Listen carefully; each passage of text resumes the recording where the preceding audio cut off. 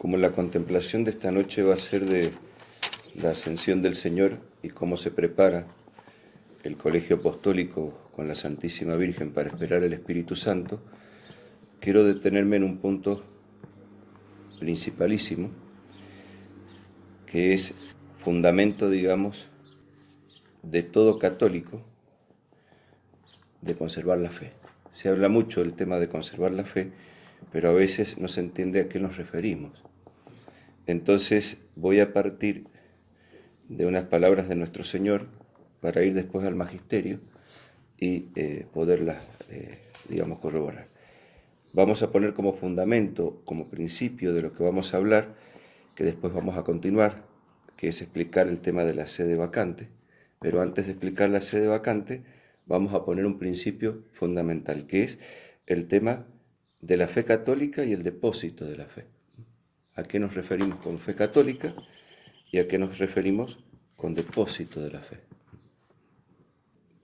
Vamos a citar justamente San Mateo capítulo 28, versículo 20, en donde Cristo, después de mandar a los discípulos a bautizar en el nombre del Padre, del Hijo y del Espíritu Santo, dice lo siguiente: docentes eos servare omnia quecumque mandavi vobis, et ecce ego vobiscum sunt omnibus diebus usque ad consumatione seculi. Docentes eos servares omnia quecumque mandavi vobis, et ecce ego vobiscum sunt omnibus diebus usque consumatione seculi. San Mateo capítulo 28, versículo 20.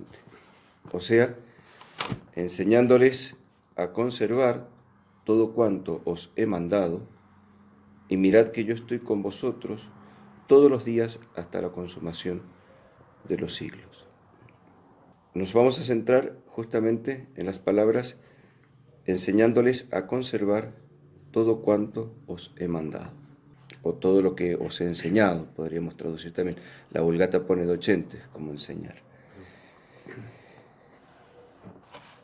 Hay una explicación que da Monseñor Stravinger que vamos a ver cómo se cumple perfectamente en el Concilio Vaticano. Hablo de Concilio Vaticano y no Vaticano I porque consideramos al Vaticano II como un concilio totalmente ilegal. Por lo tanto, decimos Concilio Vaticano. A veces decimos Vaticano I para ubicar cronológicamente a qué nos referimos, pero, digamos, estrictamente hablando, es Concilio Vaticano. Cuando habla de esto, de enseñándoles a conservar todo cuanto os he mandado, dice lo siguiente Monseñor Stravinger: las enseñanzas de Jesús fueron completadas según lo anunciara él mismo. Confrontar San Juan capítulo 16, versículo 13. Por el Espíritu Santo que inspiró a los apóstoles los demás libros sagrados que hoy forman el Nuevo Testamento. De esta manera, según se admite unánimemente, confrontar 1 Timoteo capítulo 6, versículos 3 y 20, que ya lo vamos a confrontar, la revelación divina quedó cerrada con la última palabra del Apocalipsis. Erraría, pues, quien supusiese que esta, la jerarquía, o sea, la jerarquía católica, estamos hablando de los papas legítimos y obispos legítimos, estuviera llamada a crear o a enseñar verdades nuevas, que no hubiera recibido de los apóstoles, sea por tradición escrita en la Biblia, sea por tradición oral de los mismos apóstoles. Se entiende así como la jerarquía eclesiástica no es ni pretende ser una nueva fuente de verdades reveladas. O sea que cuando hablamos de jerarquía eclesiástica, cuando hablamos de papas y obispos legítimos, no estamos hablando que tienen un poder de crear nueva fuente de verdades reveladas, sino una predicadora de las antiguas, según aquí ordena Cristo, de la misma manera que la misión del Tribunal Superior, entregado encargado de interpretar y aplicar una carta constitucional y de una universidad encargada de enseñarla. No es la de crear nuevos artículos, ni quitar otros, sino al contrario, guardar fielmente el depósito de modo que no se disminuya ni se aumente. O sea, el depósito no puede ni disminuir ni aumentar, siempre es el mismo. Vamos a citar también Primera de Timoteo, capítulo 6, versículo 20. Le dice: O Timoteo depositum custodi, debitans profanas, vocum novitates, ed oppositorem falsis nomines scientia. O sea, oh Timoteo, cuida el depósito, evitando las palabrerías profanas y las objeciones de las pseudociencias, de las falsas ciencias. Y la explicación que da Monseñor Stravinger dice: con esta expresión, cuida el depósito, nos da San Pablo el verdadero concepto de la tradición, mostrándonos que ella consiste en conservar fielmente lo mismo que nos entregó en un principio, y que lo que importa no es el tiempo más o menos largo que tiene una creencia o una costumbre, sino que ella sea la misma que se recibió originariamente. O sea, que no hubo un cambio en lo que se recibió originariamente. Sin esto ya no habría tradición, sino rutina y apego a esas tradiciones de hombres que tanto despreciaba Jesús en los fariseos. De ahí el empeño de San Pablo Apóstol porque se conserve lo mismo que se había recibido, sin abandonarlo, aunque un ángel del cielo nos dijere algo distinto. Se refiere a Gálatas capítulo 1, versículo 6 y siguiente. Y continúa diciendo Monseñor Stravinger: véase la definición de tradición que da San Vicente de Lérins,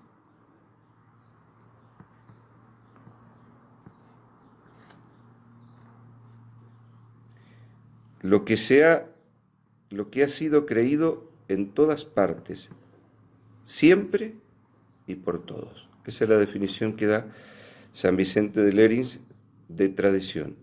Lo que ha sido creído en todas partes, siempre y por todos.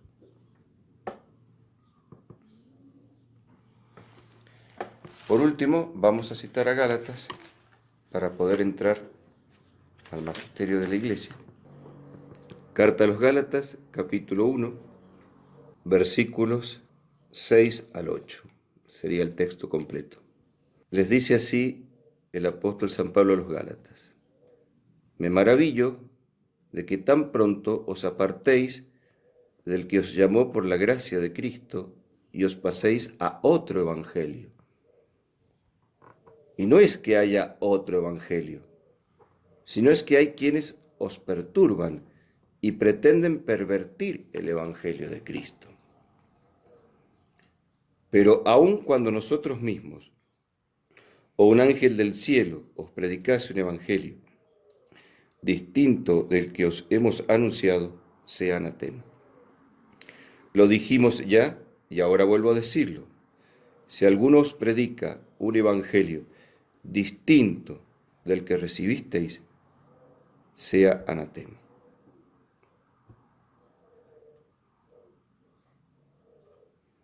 Es muy claro San Pablo en esta cita, y la explicación que da Monseñor Stravinger, refiriéndose justamente al versículo 8, que es el versículo central de esta cita bíblica: Sed lice nos aut angelus de cielo evangelice vobis, preterquam vos evangelizambibus vobis anatema sit. Y va a decir algo Monseñor Stravinger, que hoy choca mucho a la mentalidad actual modernista. El Evangelio no debe ser acomodado al siglo, so pretexto de adaptación. La verdad no es condescendiente, sino intransigente. En lo que es materia de fe y costumbre, en lo que es doctrina, no se puede conceder nada. Los principios no pueden ceder. Y acá no vale votación, no vale nada. ¿Por qué? Porque estamos hablando de principios divinos. El depósito es algo divino, no es algo humano. El mismo Señor nos previene contra los falsos cristos. San Mateo capítulo 24, versículo 24. Los lobos con piel de oveja. San Mateo capítulo 15 y etc. Y también San Pablo contra los falsos apóstoles de Cristo. Segunda de Corintios 11, 13. Y los falsos doctores, con apariencia de piedad. Segunda de Timoteo capítulo 3, versículo 1, 5. Es de admirar la libertad de espíritu que el apóstol nos impone al decirnos que ni siquiera un ángel debe movernos de la fe que le enseñó a cada uno con sus palabras inspiradas. Hasta aquí lo que citamos de la Sagrada Escritura con sus explicaciones. Pero vamos a ir ahora al Magisterio para ver la interpretación oficial de la Iglesia con respecto a estas palabras. Entonces nos vamos a dirigir a un documento dogmático que nos da la seguridad de que es infalible, porque va a ser el Concilio Vaticano. Y vamos a ir al capítulo 3 del Concilio Vaticano, que es el De Fide, o sea, sobre la fe. ¿Qué es lo que dice sobre la fe? Dice, la Iglesia Católica profesa que es una virtud sobrenatural por la que con inspiración y ayuda de la gracia de Dios creemos ser verdadero lo que por Él ha sido revelado. No por la intrínseca verdad de las cosas percibidas por la luz natural de la razón, sino por la autoridad del mismo Dios, que revela el cual no puede ni engañarse ni engañarnos. Y en ese sentido se debe entender la famosa definición de fe que da el apóstol San Pablo en la carta a los Hebreos, capítulo 11, versículo 1. Es en efecto la fe, en testimonio del apóstol, sustancia de las cosas que se esperan, argumento de lo que no aparece. Ahora, ¿qué es lo que nosotros tenemos que creer con fe divina y católica? Vamos a ir precisando cada vez más. El Concilio Vaticano I, también en este documento, precisa, va cada vez precisando más, como ajustando el calibre de lo que es la fe. Entonces, ¿qué dice? Ahora bien, debe creerse con fe divina y católica todas aquellas cosas que se contienen en la palabra de Dios, escrita o tradicional, y son propuestas por la Iglesia para ser creídas como divinamente reveladas, ora por solemne juicio, ora por su ordinario y universal magisterio. Es muy claro. En latín dice, porro fide divina et catholica ea omnia credente sunt, que in verbo Dei scripto vel tradito continetur ed ad ecclesia sibi solemnis in judicio sive ordinario ed universale magisterio tanquam divinitus revelata credenda pronuntur. O sea que no solo el magisterio solemne ya sea ex cátedra o por juicio solemne de los concilios legítimos que han sido aprobados por los papas, sino también el magisterio ordinario y universal. Es transmisor de la fe divina y católica. Si nosotros continuamos en el mismo documento del Concilio Vaticano, en el capítulo 4 del Concilio Vaticano, va a tratar de fide et rationes, de la fe y la razón. Y después de mostrar, digamos, la Iglesia, que existe un orden sobrenatural y un orden natural, que eso es básico tenerlo en cuenta, que el modernismo también lo ataca y lo confunde. Dice lo siguiente al comenzar de Fe y Razón: el perpetuo sentir de la Iglesia Católica sostuvo también y sostiene que hay un doble orden de conocimiento, distinto no solo por su principio, sino también por su objeto. Por su principio, primeramente, porque uno conocemos por razón natural y el otro por fe divina. Por su objeto también porque, aparte de aquellas cosas que la razón natural puede alcanzar, se nos proponen para creer misterios escondidos en Dios, de los que a Él, no haber sido divinamente revelado, no se pudieran tener noticia. Entonces, la Iglesia primero pone bien claro a qué nos referimos, ese orden natural, ese orden sobrenatural. La fe está en el orden sobrenatural, la razón se pone al servicio de la fe, no anula la fe, la razón, pero la supera. Y eso es lo que justamente va a ir concluyendo cuando termine de fe y de razón, y después comience a hablar y a dar también el tema de la revelación. Dice algo muy interesante al final de este capítulo 4 de Fe y Razón. Dice: por eso tan lejos está la Iglesia de oponerse al cultivo de las artes y disciplinas humanas, que más bien lo ayudan y fomentan de muchos modos, porque no ignora o desprecia las ventajas que ellas dimanan para la vida de los hombres. Antes bien confiesa que así como ha venido de Dios, que es Señor de las ciencias, así debidamente tratadas conducen a Dios con la ayuda de su gracia. A la verdad, la Iglesia no veda, o sea, no prohíbe, que esas disciplinas, cada una en su propio ámbito, use de sus principios y métodos propios, pero reconociendo esta justa libertad, cuidadosamente vigila que no reciban en sí misma errores al oponerse a la doctrina divina, o traspasando sus propios límites, invadan y perturben lo que pertenece a la fe.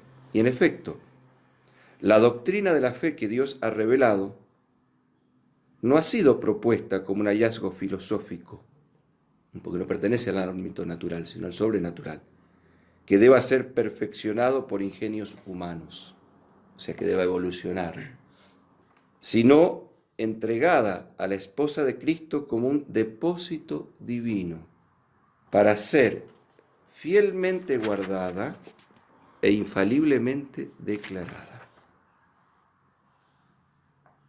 O sea que la doctrina, dice de nuevo, en efecto, la doctrina de la fe que Dios ha revelado no ha sido propuesta como un hallazgo filosófico que deba ser perfeccionado por los ingenios humanos, sino entregada a la esposa de Cristo como un depósito para ser fielmente guardada e infaliblemente declarada. De ahí, o sea, de esto que está diciendo, se sigue lo siguiente: que también hay que mantener perpetuamente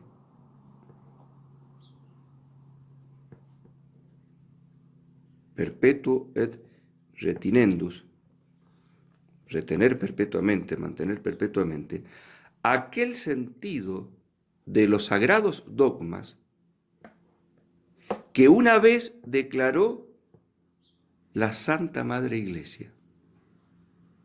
Y jamás hay que apartarse de este sentido so pretexto y nombre de una más alta inteligencia.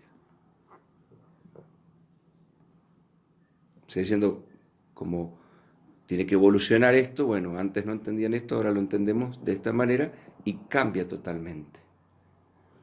Distinto es la profundización o el crecimiento homogéneo que hay en esa profundización, en donde no hay un cambio de lo que se cree, sino que se profundiza lo mismo. Crezca, pues, y mucho e intensamente la inteligencia, ciencia y sabiduría de todos y cada uno. Ora de cada hombre particular, ora de toda la Iglesia universal, de las edades y de los siglos. O sea, podemos investigar, podemos profundizar, podemos explicar. Pero acá está el principio que debe regir esto. Pero solamente en su propio género, es decir, en el mismo dogma, en el mismo sentido, en la misma sentencia. Dice en latín, sed in suo dum taxas genere iondes scilicis dogmate e onde sensus adenque sentencia. Y es muy interesante de dónde saca este principio la Iglesia para dar esta sentencia en donde la dogmatiza. Si nosotros vamos a la nota, la toma de San Vicente de Lérins, de el Commonutorium Primum 23, número 3. O sea, que hace suya la sentencia de San Vicente de Lérins y la pone en un documento infalible. Por lo tanto, todos los que hablan de evolución del dogma, de que tenemos que según las edades entender las cosas totalmente diferentes, que hay que reinterpretar los dogmas, que lo que se entendía antes ahora no se tiene que entender de otra manera, todas esas ideas están todas condenadas por la Iglesia porque va en contra de las enseñanzas de la Sagrada Escritura, de las enseñanzas de la tradición y del magisterio. O sea, contradice las tres cosas. Por lo tanto, ese es el principio que a nosotros nos debe regir y es el principio que rige a un papa. Porque si el papa tiene que ser cabeza visible de la Iglesia, tiene que darnos garantía de esta fe divina y católica. Nos tiene que dar garantía de que se va a cumplir esto y que va a cuidar como guardián el depósito de la fe. Y que el dogma siempre se va a entender en el mismo sentido, en la misma sentencia. Si no, veamos el juramento papal. Hay algunos que dicen, no, lo que pasa es que el juramento papal, dicen, no vale porque es simplemente un protocolo. No, el juramento papal no es un protocolo. El juramento papal está resumiendo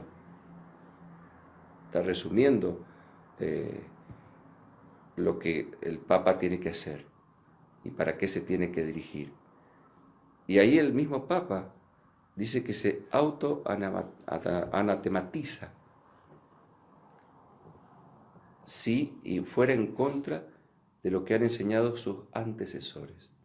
¿Por qué? Porque tiene que haber una línea conductora en donde no se debe cortar la enseñanza. Sí se puede profundizar, esclarecer, pero no se puede cortar esa línea conductora.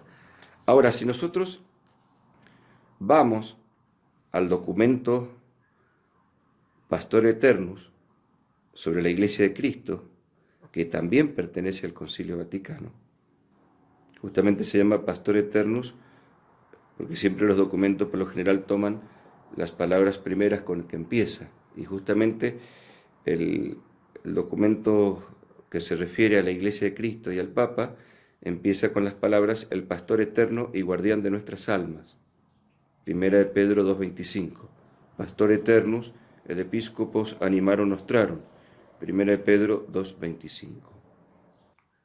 Entonces, ya precisando lo que es la fe católica y en qué sentido se puede profundizar en esa fe católica, ahora vamos viendo a qué se refiere el papado y cómo está íntimamente relacionado a esa fe católica. Fíjense lo que dice este documento. Mas, para que el episcopado mismo fuera uno e indiviso, y la universal muchedumbre de los creyentes se conservase en la unidad de la fe, multitud universa in fidei, y la comunión por medio de los sacerdotes coherentes entre sí, al anteponer al bienaventurado Pedro a los apóstoles, en él instituyó un principio perpetuo de una y otra unidad, y un fundamento visible sobre cuya fortaleza se construyera un templo eterno. Y la altura de la iglesia, que había de alcanzar el cielo, se levantará sobre la firmeza de esta fe. O sea que el fundamento, ¿cuál es? La fe. ¿Entendida cómo? Y como ya le ha explicado el concilio, como lo hemos visto, que lo que es de fe divina católica, cómo tiene que guardar el mismo sentido de la misma sentencia. Y por esto dice, o sea, después de poner este fundamento que dice en el capítulo 1, ahí empieza a hablar después de la institución del primado apostólico, el bienaventurado Pedro. Primero pone el fundamento, la base, que es la fe católica, y ahora va a poner quién tiene que ser el guardián de esa fe católica. Por eso, por ejemplo, es escandaloso y totalmente anticatólico hablar de un papa herético. Es contradictorio. Es como si nosotros dijéramos un círculo cuadrado. No existe. Va inclusive contra el principio de no contradicción. Dice, enseñamos, pues, y declaramos que según los testimonios del Evangelio, el primado de jurisdicción, primatum jurisdictionis,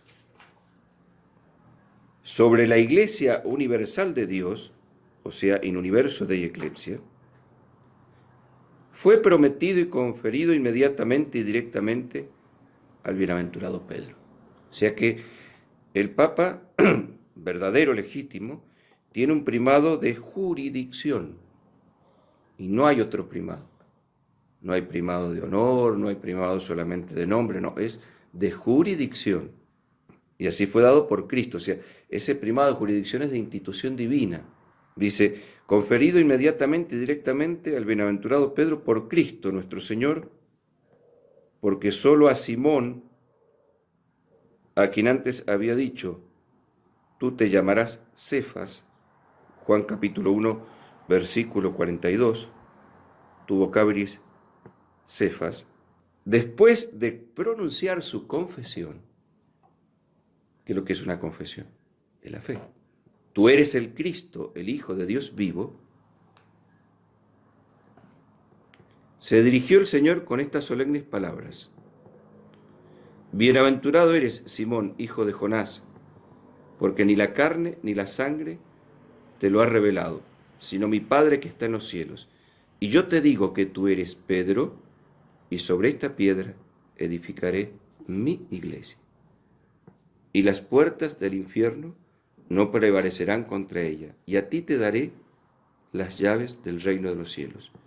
Y todo cuanto atares sobre la tierra será atado también en los cielos, y cuanto desatares sobre la tierra será desatado también en el cielo. San Mateo, capítulo 16, versículo 16 al 19.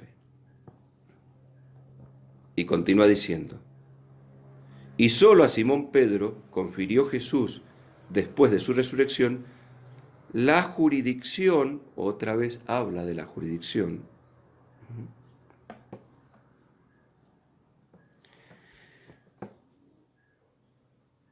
de pastor y rector supremo sobre todo su rebaño, diciendo, apacienta mis corderos, apacienta mis ovejas. San Juan capítulo 21, versículo del 15 al 17. O sea, aquí está cómo tenemos que entender estas dos citas bíblicas, si queremos ser católicos. Acá está resumido lo que el magisterio está diciendo, basado en la Sagrada Escritura y en la tradición. No nos podemos salir ni a la derecha ni a la izquierda lo que dice de acá. O sea que un papa está fundamentado sobre la fe católica, debe defender la fe católica y tiene un primado de jurisdicción. Si es papa, tiene poder para regir la iglesia, no está de adorno. Y dice esto, a esta tan manifiesta doctrina de la Sagrada Escritura, como ha sido siempre entendida por la Iglesia Católica. Y cui manifeste sacrarum scripturam doctrine ut ad Ecclesia Catholica semper intellecta es. Siempre ha entendido así la Iglesia Católica. Y por eso habla el concilio acá, justamente, de torcidas sentencias, de quienes trastornando la forma de régimen instituida por Cristo Señor en su iglesia, niegan que solo Pedro fuera provisto por Cristo del primado de jurisdicción, verdadero y propio. Vuelve a afirmar otra vez el primado de jurisdicción. O sea, negar el primado de jurisdicción es torcer lo que Cristo ha provisto a la iglesia. No podemos negar el primado de jurisdicción. Y otra cosa que hay que tener en cuenta, este primado no fue otorgado inmediata y directamente al mismo bienaventurado Pedro, dicen los que atacan la fe católica, sino a la iglesia. Y por esto está él, como ministro de la misma iglesia. Eso también está torcido. Aclara esto acá. ¿Por qué? Porque es Cristo quien da directamente al bienaventurado Pedro este primado. No le viene al Papa el poder de la iglesia, le viene del mismo Cristo para regir a la iglesia. Y acá viene el anatema.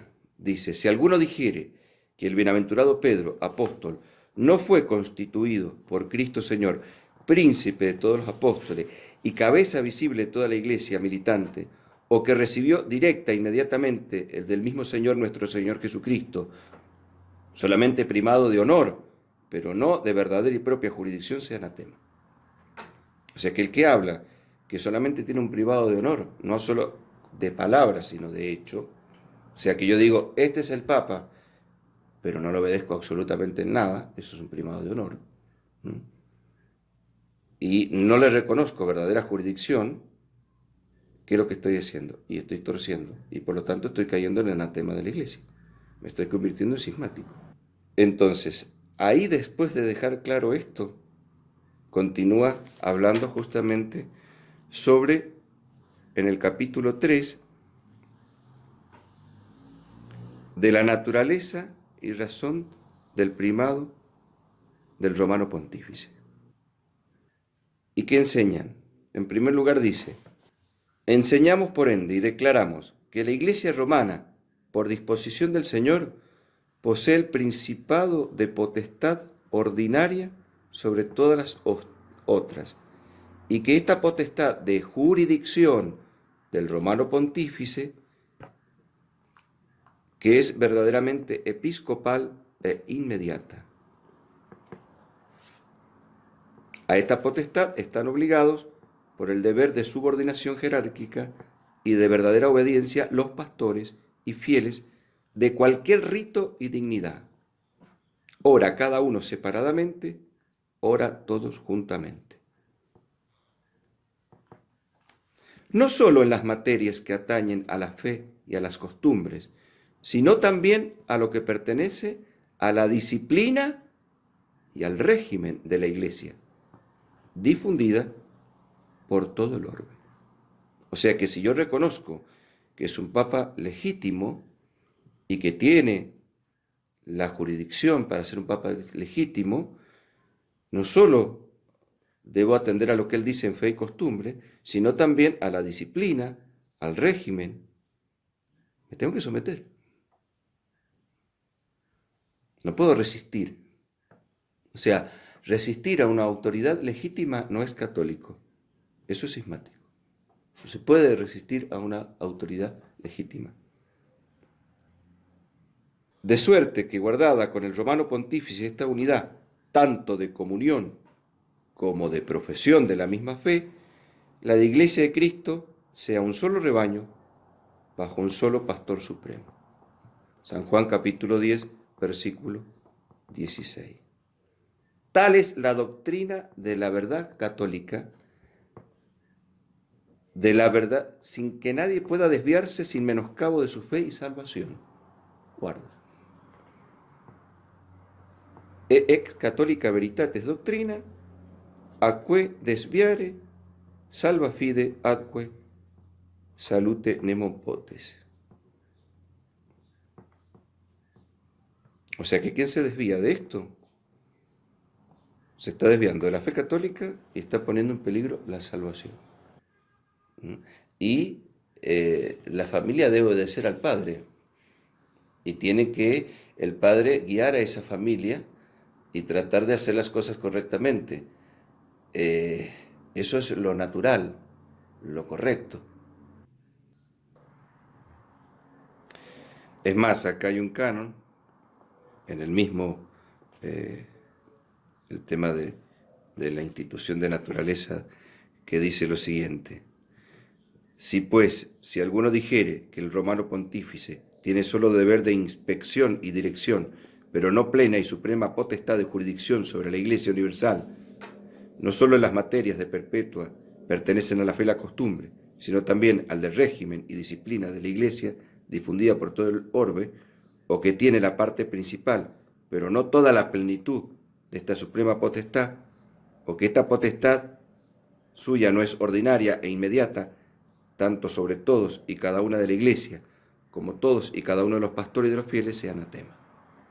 Volvemos de nuevo a lo mismo, está anatematizado no reconocer esta potestad de jurisdicción sobre toda la Iglesia universal del romano pontífice.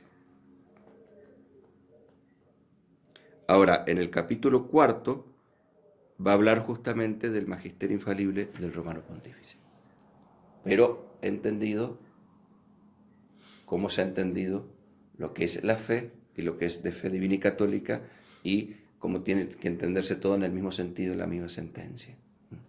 Siempre hay que ir viendo cómo un principio se concatena con el otro principio, se une con el otro principio. Y si yo saco un principio, se caen todos los otros principios. En la Iglesia o se acepta todo o se quita todo. Una verdad es tan importante como la otra. Es lo que recuerda también el Papa Pío XI, cuando habla Immortalis Animo, condenando el falso ecumenismo, el pancristianismo que él habla. Dice, no hay una jerarquía de verdades de fe. Todas las verdades de fe son importantes. Si yo niego una, estoy negando todas. O estoy en comunión o no estoy en comunión. O acepto la jurisdicción o no la acepto. No puedo decir sí la acepto, pero no la acepto. Porque eso niega el principio de no contradicción. Algo no puede ser y no ser al mismo tiempo. O es papa o no es papa. Si es papa, tiene todos los poderes. Y si no, no lo es. Dice, ahora bien, en el primado apostólico que el romano pontífice posee como sucesor de Pedro, estoy leyendo el capítulo 4 del Magisterio Infalible del romano pontífice. Ahora bien, en el primado apostólico que el romano pontífice posee como sucesor de Pedro, príncipe de los apóstoles sobre toda la Iglesia, se comprende también la suprema potestad de magisterio, de enseñanza. Cosa es que siempre sostuvo esta Santa Sede, lo comprueba el uso perpetuo de la Iglesia y las declararon los mismos concilios ecuménicos, aquellos, en primer lugar, en que Oriente y Occidente se juntaban en unión de fe y caridad. Y va a citar justamente el Concilio IV de Constantinopla, va a citar el Concilio II de León, o sea, va a ir citando distintos concilios que han ido apoyando esto y que han ido enseñando lo que la Iglesia siempre ha enseñado. También lo que enseñó el Concilio de Florencia, que es importantísimo. Fíjense ustedes que después de dar todo este argumento, continúa diciendo: en cumplir este cargo pastoral, nuestros antecesores pusieron empeño incansable a fin de que la saludable doctrina de Cristo se propagara por todos los pueblos de la tierra. O sea que la función principal del romano pontífice, ¿qué es? ¿Por qué tiene esa jurisdicción? Para propagar la saludable doctrina de Cristo. O sea, es un cargo que está íntimamente unido a la doctrina de Cristo, está íntimamente unida a la fe católica, está íntimamente unida a lo que creemos. Si nosotros negamos lo que creemos, estamos negando el papado. Se autodestruye el papado sin fe.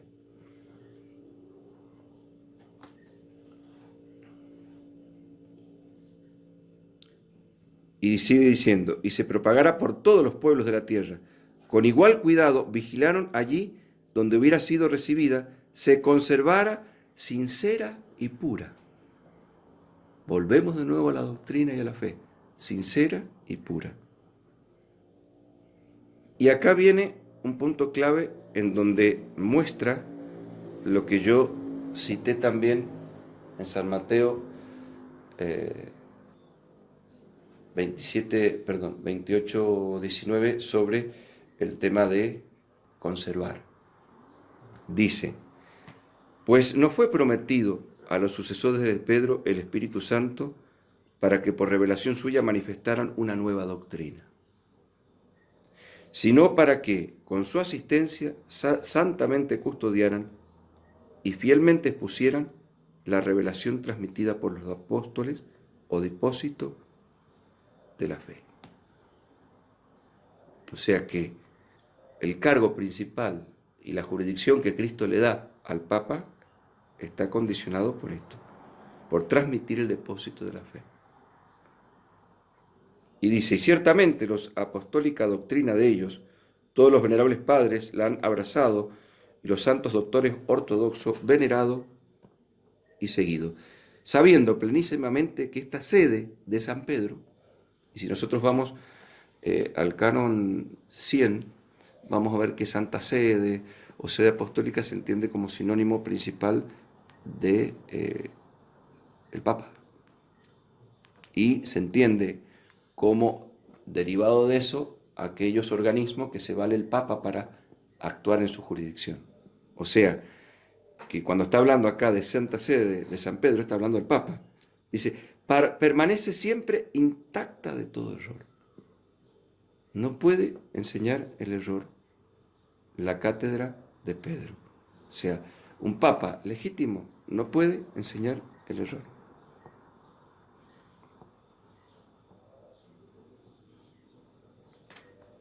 Se entiende, por supuesto, en fe y costumbre. Ni, por supuesto, podrá tampoco legislar en contra de la fe y la costumbre. Eso es lógico, porque si no sería todo contradictorio. Se autodestruiría la Iglesia y Cristo se hubiera equivocado. Según la promesa de nuestro divino Salvador hecha al príncipe de sus discípulos: yo he rogado por ti a fin de que no desfallezca tu fe, y una vez convertido, confirma a tus hermanos. San Lucas 22, 32. O sea que la fe en el Papa debe estar intacta en cuanto a que debe guardar el depósito. Así pues, este carisma de la verdad y de fe, nunca deficiente, otra vez vuelvo a decir, fue divinamente conferido a Pedro y a sus sucesores en esta cátedra, para que desempeñaran su excelso cargo para la salvación de todos, para que toda la grey de Cristo, apartada por ellos del pasto venenoso del error, se alimentare con el de la doctrina celeste, para que, quitada la ocasión del cisma, la Iglesia entera se conserve una y, apoyada en su fundamento, se mantenga firme contra las puertas del infierno. Y después de decir todo esto, habla del magisterio ex cátedra, resaltándolo. Pero al resaltar algo no quiere decir que niega lo otro, porque muchos se basan en esto para decir que si no habla es cátedra, listo, cae en error. No, ya ha dejado claro, porque habló primero que lo que es de fe divina y católica, que lo de fe divina y católica se dice no solo a través del magisterio extraordinario, que sería es cátedra o concilio, sino también el magisterio ordinario universal. Ya dejó claro todo eso. Sí va a resaltar lo de es cátedra para resaltar ese poder especial que tiene el Papa y confirmarlo, pero no para hacer lo que hace un protestante, o esto o aquello. Es esto y aquello. Acuérdense que la religión católica es la religión de la I, aquello y esto. La religión protestante falsa es la religión de lo o esto o aquello. No podemos oponer lo que dice anterior sobre la fe a lo que dice esto es cátedra. Se tienen que entender en el mismo sentido, en la misma sentencia. No lo dijo también, que hay que entender todo en el mismo sentido, en la misma sentencia, en el mismo dogma. Entonces no podemos estar poniendo los dogmas, porque si los oponemos, estamos poniendo contradicción en las cosas reveladas y por lo tanto sería absurdo. Caemos otra vez en absurdo. Sería afirmar un círculo cuadrado. El romano pontífice, cuando habla ex cátedra, esto es, cuando cumplido su cargo de pastor y doctor de todos los cristianos, define por suprema autoridad apostólica que una doctrina sobre fe y costumbre debe ser sostenida por la Iglesia Universal, por la asistencia divina que le fue prometida en la persona del bienaventurado Pedro, goza de aquella infalibilidad de que el Redentor divino quiso que estuviese provista su Iglesia en la definición de la doctrina sobre la fe y la costumbre. Y por tanto que las definiciones del romano pontífice son irreformables por sí mismas y no por el consentimiento de la Iglesia. Si alguno tuviera la osadía, que Dios lo no permita, de contradecir esta nuestra definición, sea anatema. O sea, todo está anematizado. Esto, en resumen, sería el fundamento para nosotros poder después empezar a tratar el tema de la sede vacante, del estado de sede vacante. Pero si esto no lo tenemos claro y esto no lo aceptamos, vamos a caer en muchos errores. Y si tenemos duda en algo, tenemos que volver otra vez de nuevo a estos fundamentos. Magisterio, la tradición, la Sagrada Escritura. O sea, el depósito de la fe, Sagrada Escritura y tradición, contenidos explicados por el magisterio auténtico. Magisterio auténtico, los papas legítimos y los obispos en comunión con el papa legítimo. A través de escátedra, concilios o magisterio ordinario universal. Por eso es que no puede haber un parálisis del magisterio ordinario universal sistemático, sería un absurdo eso, y sería también caer en un cisma. No puedo decir que hay un parálisis del magisterio ordinario universal. Si hay un papa legítimo, tiene que haber un magisterio ordinario universal. No puede haber un parálisis. Si no hay una defección en la Iglesia. Hasta aquí lo que vamos a hablar hoy con respecto a este tema. Después lo vamos a seguir. Quería poner estas bases por lo que esta noche vamos a ver el tema de la ascensión del Señor y vamos a ver cómo Cristo daba este mandato, entonces para que pidamos también el tema de mantenernos en la fe católica y no desviarnos ni en la derecha ni en la izquierda. Y esto trae como consecuencia algo muy importante, que después lo vamos a ver más en profundidad. Sí es cierto, estamos en tiempos extraordinarios y no hay una jurisdicción ordinaria, pero si somos católicos, vamos a tratar de cuidar lo que más podamos dentro de lo extraordinario, vivir de una manera lo más ordinario posible, con un mínimo de orden. Entonces por eso uno tiene como punto de referencia un obispo, tiene como punto de referencia tratar de poner en práctica las leyes de la Iglesia, como punto de referencia tratar de que haya una disciplina, un orden, un gobierno, aunque propiamente, estrictamente hablando, no haya una jurisdicción, pero si no, sería toda una anarquía. Debemos guardar un mínimo de orden, porque si no sería abusar la situación que está pasando. Porque muchas veces dicen, bueno, como no hay papa y no hay jurisdicción, entonces no estoy obligado a rezar el oficio divino. Yo lo he escuchado. No estoy obligado porque, como no hay jurisdicción, entonces no hay quien haga legislar el Código de Derecho Canónico que manda a rezar el oficio divino, entonces no estoy obligado. No, eso es una, diríamos, nosotros los argentinos, es una avivada. Porque tranquilamente puedes rezar el oficio divino aunque no haya papa. Disculpa, padre. ¿Qué dices? Avivada La traducción. sería ser un astuto. Ah, sí, malandrare. Claro, torcer la intención. ¿Entiende? Torcer las leyes que los legisladores dan. No hacer una sana interpretación de las leyes. Sería aprovecharse de una situación. Es como, por ejemplo, voy a poner un ejemplo natural. Hay un terremoto y aprovecho la situación del terremoto para robar. Y por más que esté todo tirado y se caigan las cosas, y bueno, robar está mal. No puedo estar robando. Entonces, no puedo estar aprovechando de que no hay una autoridad legítima para yo hacer lo que yo quiera. El pecado sigue existiendo. Y si Dios ve mala intención en mí, me va a juzgar por esa mala intención. Estamos diciendo que no hay una jurisdicción ordinaria, pero no estamos diciendo que no hay una moral, que no hay principios, que no hay cosas que tenemos que seguir para poder realmente no perder esa sintonía católica. Por eso nosotros inclusive en el mismo rosario quisimos pedir, danos un papa según tu sagrado corazón. No porque tengamos la seguridad de que Dios nos va a dar un papa ya, porque eso no lo sabemos. ¿Quién sabe si va a haber un papa o no? Legítimo, hoy, mañana, pasado, no lo sé. Realmente no lo sé. Pero es católico anhelar un papa. Es católico anhelar de que la situación sea normal. Es católico amar y tener devoción al papado. Eso sí es católico y eso no lo tenemos que perder por esta situación.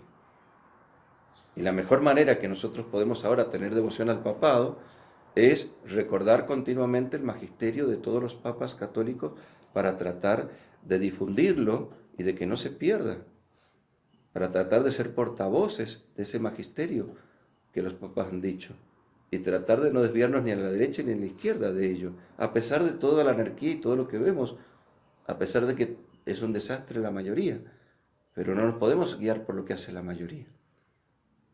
¿Entienden? Entonces por eso un mínimo de orden tiene que haber. En un estado, inclusive concedamos, como dice la fraternidad, un estado de necesidad. Un estado de necesidad también exige un orden. Todo exige un orden mínimo que tiene que haber. Es algo de ley natural. Porque si no, nos autodestruimos. Entonces no es pretexto de que no hay jurisdicción ordinaria para hacer lo que a mí se me da la gana y utilizar al obispo como si fuera un títere. Venga, que confirme, que ordene y desaparezca. Y el obispo no puede decir nada, no nos puede corregir en nada, no puede hacer nada, porque ya nos enojamos, rompemos con el obispo y se acabó. Eso no es de ser católico. Si el obispo me está recordando tal canon, si me está recordando tal norma litúrgica, si me está recordando tal principio moral, si me está recordando tal principio de la fe, y es lógico que eso le correspondería a un obispo del lugar, pero no lo hay, y hay un sucesor de los apóstoles que me lo está recordando, aunque no tenga jurisdicción, es lógico que yo moralmente le voy a hacer caso, no porque sea mi obispo diocesano, sino porque me está recordando lo que la Iglesia siempre me ha enseñado. Y estoy obligado a someterme a lo que la Iglesia siempre me ha enseñado, más allá de que no hay una jurisdicción ordinaria. A eso vamos, a lo profundo. Por eso hemos ido primero a los principios, para que entendamos bien. Entonces, el obispo que hemos elegido no es el obispo diocesano, ¿cierto? Y no tiene una jurisdicción ordinaria sobre nosotros, porque no hay un papa legítimo. Pero eso no quiere decir que nosotros lo vamos a utilizar como títere para que confirme de las órdenes el del orden sagrado y desaparezca. ¿Entiendes? Porque si no, esto sería, digamos, burlarse. Y no sería actuar de manera católica. No es católico eso, de esa manera. Porque sigue siendo un sucesor de los apóstoles, más allá que no tenga una jurisdicción. Tiene la plenitud del orden sagrado y por lo tanto tiene gracias para ayudarme, moralmente.